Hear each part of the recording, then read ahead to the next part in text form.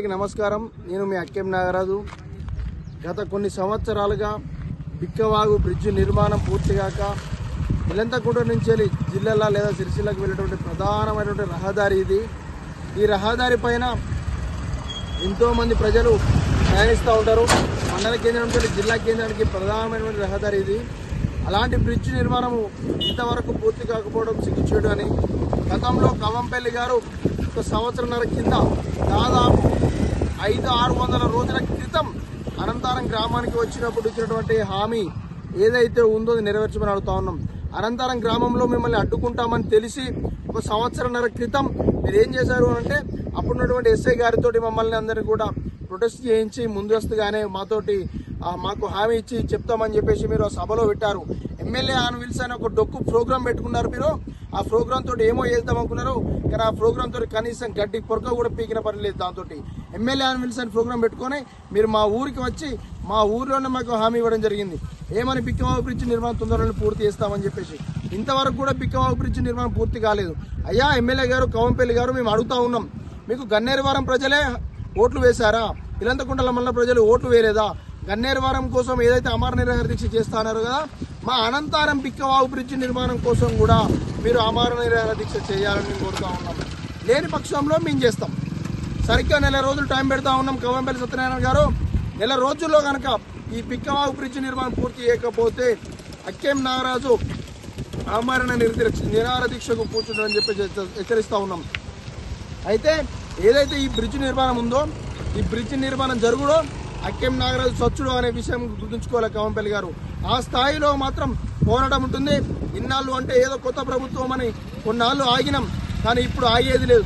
మీరు ఇచ్చారు హామీ ఏమని, మేము 1 రోజుల్లో పూర్తి చేస్తాము, 15 రోజుల్లో ప్రారంభమైందని చెప్పేసి అన్నారు. మీరు మా ఊరికి ఇచ్చినటువంటి హామీనే మేము అడుగుతూ ఉన్నాం. కంపల్సరిగా ఈ 1 రోజుల్లో కనుక మీరు బ్రిడ్జ్ నిర్మాణం పనులు ప్రారంభించకపోతే పెద్ద ఎత్తున ఉద్యమాలు చేస్తామని చెప్పి హెచ్చరిస్తూ ఉన్నాం. అదేవిధంగా చూసుకున్నట్టయితే ఇక్కడ చూడండి, ఇక్కడ లాస్ట్ టైం ఉన్న ఒక బండి కూడా పడే ఛాన్స్ ఉండే.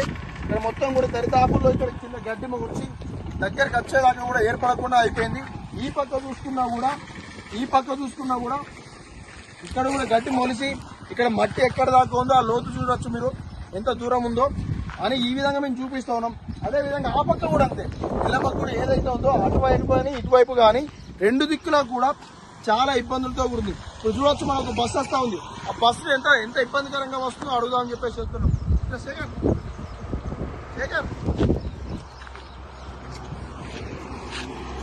చూడండి, బస్సు వస్తే మాత్రం ఇంకొక వెహికల్ వచ్చే ఛాన్స్ లేదు.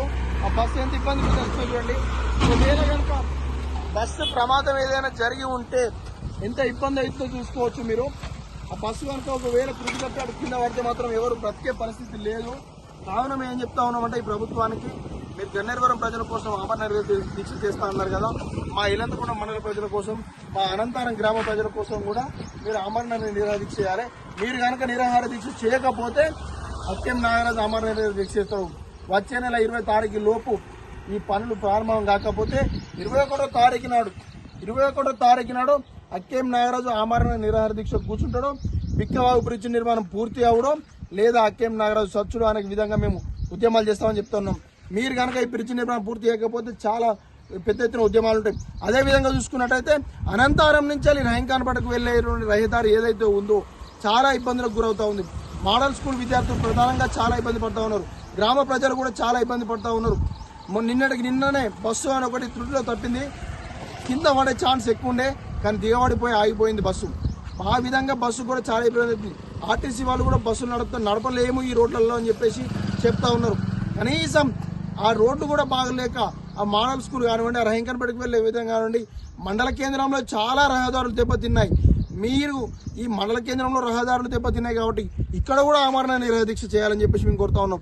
మీరు అమరణ నిరాహార దీక్ష చేస్తామంటే మీకు టెంటు, టేబుల్లు, బాక్సులు, దండలు, మీకు ఫ్లెక్సీలు కూడా మేమే కట్టిస్తాం.